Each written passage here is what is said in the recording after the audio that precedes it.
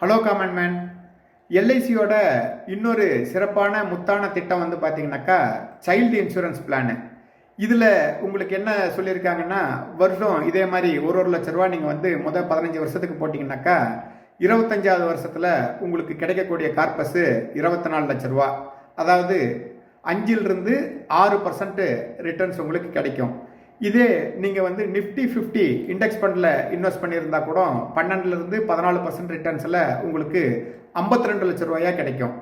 நீங்களே முடிவு பண்ணிக்கோங்க, உங்களுக்கு இன்ஃப்ளேஷனை கூட பீட் பண்ணாத இந்த மாதிரி ஒரு ப்ராடக்ட் வேணுமா, இல்லை இன்ஃப்ளேஷனை வந்து ஒரு 5லிருந்து 6% பீட் பண்ணக்கூடிய மியூச்சுவல் ஃபண்ட் ப்ராடக்ட் வேணுமா அப்படின்றத நீங்கள் முடிவு பண்ணிக்கோங்க.